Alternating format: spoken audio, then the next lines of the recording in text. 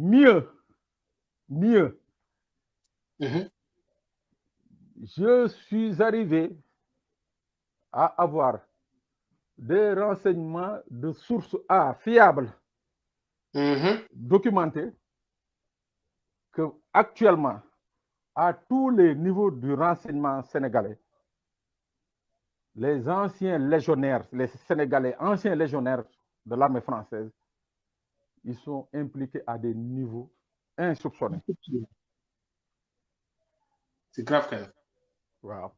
Bon, c'est normal. Ils ont peut-être une certaine expérience de la guerre. Mais yaakaaruma woon qu'on ait besoin de pour un maintien de l'ordre. Mais notre gendarmerie, notre police, nos forces de sécurité, ils sont formés, c'est des guerriers, c'est des guerriers, de véritables guerriers. Mais sur les théâtres d'opération un peu partout, fi nga xam ne France intervenir na fa, ñoom ils ont été le fer de lance, ces légionnaires-là. Mais seen présence, même s'ils sont à la retraite et que des services les recrutent ou leur offrent des contrats, te dinaa ci ñëw peut-être que j'ai été un peu pris de court, dinaa ci ñëwaat, on aura le temps et je vais revenir, c'est-à-dire avec, j'ai dit documenté. Je comprends. Structure bu la jël am naa ko. Exactement dinañ ci ñëwaat mais pour rester ci émeutes yi yow laa dégg ngay wax suma juumul nga ne au moins identifié nañ 4 victimes 4 martyrs yoo xamante ne nii bal moo leen rey te bal bi jégul fenn du dul peut-être si force de l'ordre yi suma juumul peut-être du yow mais dégg naa ko fenn ñu wax ko loolu looy dëggal la et si c'est le cas pourquoi il n'y a pas eu autopsie et pourquoi il y a pas eu enquête jusque-là. xam nga dafa am benn photo ba nga xam ne je demande à tous les Sénégalais nañu rechercher cette photo d'un immeuble où il y avait un sniper en haut.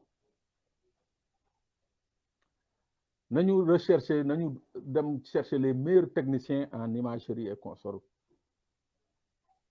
Ils vont voir, ils seront surpris de voir qui était sur cette image-là. Ah ouais? Wow. C'est une image avec un sniper tiim la foule nekk ci kaw avec son fusil à lunettes. Ça a été une image virale. On suppose que c'est notre police. Non. C'est l'élément de notre police. On suppose, non. Mais oui, effectivement, il y en a 4 qui ont été tués par des armes létales. L'un, c'est un gosse de 12 ans qui était dans son domicile à Bignona. Dans son domicile? Dans son domicile, muy fo ak ay nijaayam ak sœuram ak yaayam. La balle a perforé la cloison, atteindre quoi. Je crois qu'il s'appelle Cheikh Kouli. Machallah. Moi, personnellement, j'ai retrouvé des blessés, dont 2 qui ont perdu leurs yeux, qui ont reçu des projectiles.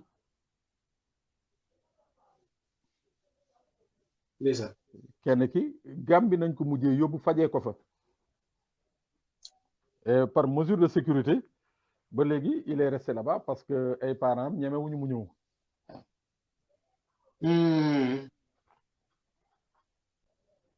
Et c'était un pauvre gars buy doon soog a takk jabar. Ndeysaan. ñëw ci yoon bi jabar ji ne ko saaku ceeb bi nga jëndoon bu ko fàtte indi ko mu yenn saaku ceeb bi di dem. C'est comme ça qu'il a reçu le projectile. Ndeysaan. Voilà. Donc, oui, c'est vrai que maintenant, la question qu'il faut se poser, ce n'est pas si les gens ont utilisé des armes.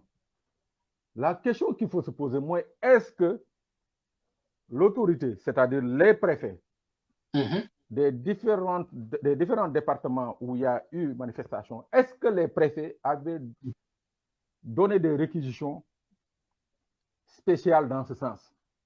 Parce que dans le maintien de l'ordre, les policiers comme les gendarmes sont assujettis aux réquisitions du préfet. C'est le préfet qui dit que allez-y, soit avec un bâton, allez-y avec une grenade, allez-y avec qui. C'est le préfet qui signe la réquisition pour leur dire il faut tirer. Wow. Encore non préfet? Non, c'est le préfet. Parce que, en fait, ce que beaucoup de gens ignorent, ils pensent que le commissaire de police ou le commandant de brigade, il peut descendre sur le terrain et faire ce qu'il veut. Non, c'est le préfet qui est le chef du service départemental de la sécurité et de la salubrité publique. C'est important. Non, c'est à lui que reviennent les prérogatives des réquisitions qui sont d'ordre général jusqu'aux réquisitions spéciales et particulières, en fonction des situations.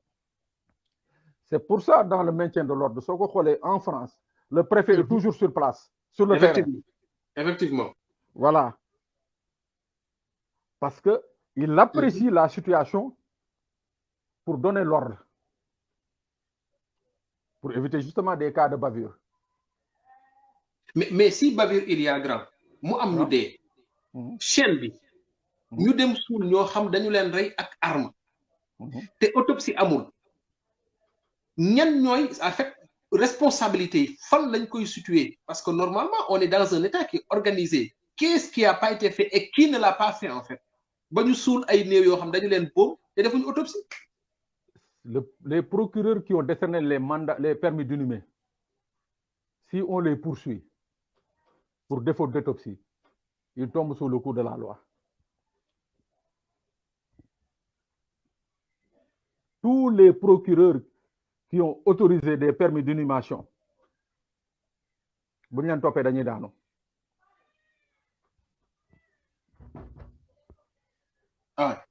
Ouais. Et pour l'enquête, ñu tek ben commission commission d'enquête parlementaire ba tay ban jangal nga ci def gis ñu dara 1 an après. Il n'y aura pas d'enquête parce qu'ils ne voudront jamais que les preuves dont je viens de dire, c'est-à-dire la présence d'anciens légionnaires parmi les nervis, ils n'accepteront jamais que les Sénégalais soient informés. Ils n'accepteront jamais que la communauté internationale soit informée.